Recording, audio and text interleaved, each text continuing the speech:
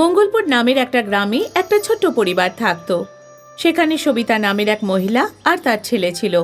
নিজের স্বামীর হঠাৎ করে মৃত্যুর পর সংসারের সমস্ত দায়িত্ব এসে পড়েছিল সবিতার ওপর। দুটো ছেলেকে মানুষ করা, পড়াশোনা করাতে ও সারা জীবন কেটে গেল। কিন্তু যখন ওর ছেলেরা বড় হলো, তখন সবিতাকে একটা বড় সিদ্ধান্ত নিতে হলো। ওরে সবিতাবান, তুমি এখানে এসো, ভেতরে এসো। কি হয়েছে? সব ঠিক আছে তো? শ্রীধর ভাই, আপনি তো জানেন আমি আমার দুই ছেলেকে খুব কষ্ট করে মানুষ করেছি।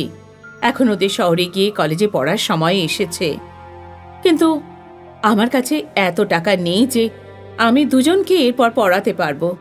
যদি একজন ছেলেকে না পড়াই তাহলে তার সাথে অন্যায় হবে।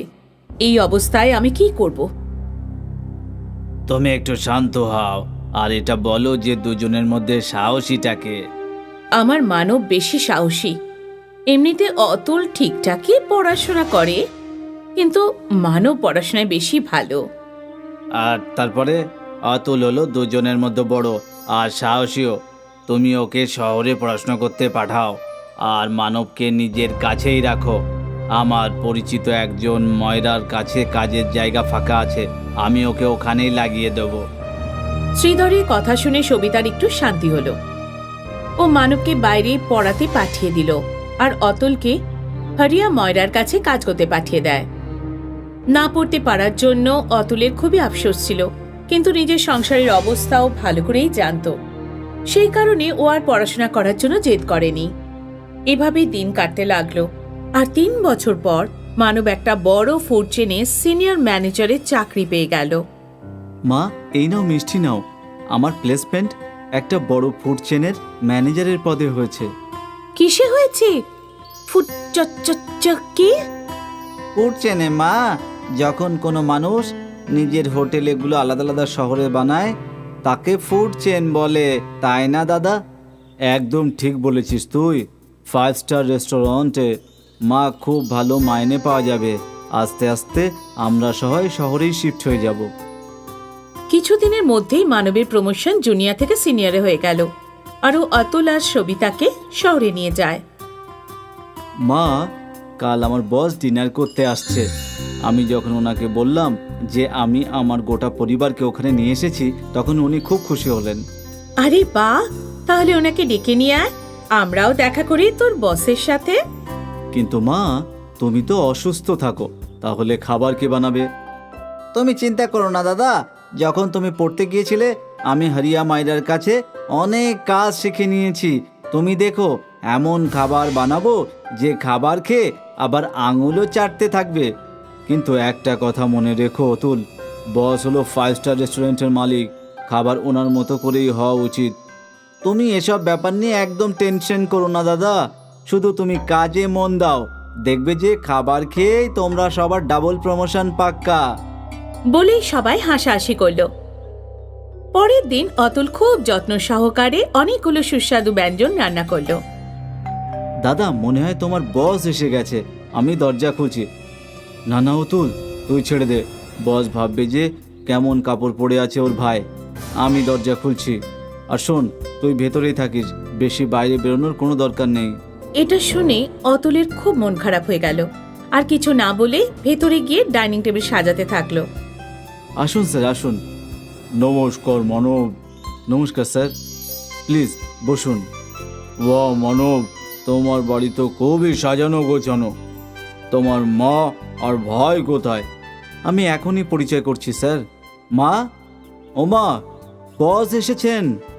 নমস্কার দাদা, কেমন আছেন আপনি? এখানে মানব, তার মা আর বস একে অপরের সাথে কথাবার্তা বলছিল, আর ওদিকে অতুল খাবার জোগাড় করতে ব্যস্ত হয়ে গেল। কিছুক্ষণ পর ওরা সবাই ডাইনিং টেবিলে ডিনার করতে এলো। টেবিলটা সাজানো গোছানো দেখে অতুলের বস খুব খুশি হয়।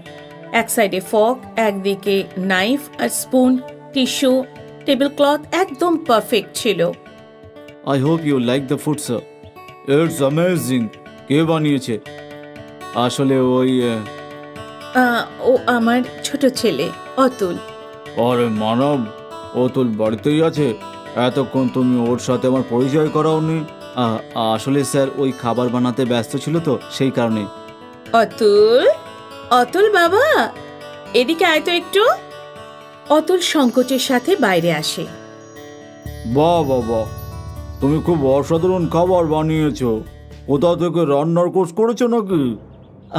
আরে না না না স্যার, ও তো আমাদের গ্রামে একটা ছোট্ট ময়রার কাছে কাজ করতো, তাই একটু আধটু রান্না করে নেয়।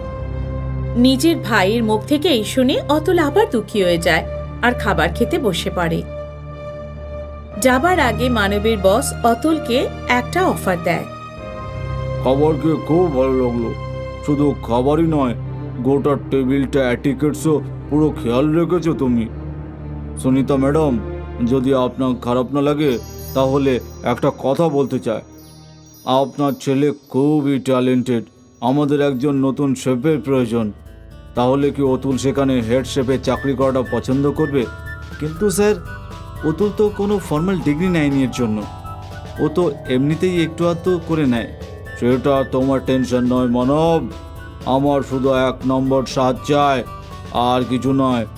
অতুল, কাল তুমি মানবের সাথে অফিসে চলে এসো আর ওখানে একটা ডিশ তৈরি করে খাইয়ে দিও।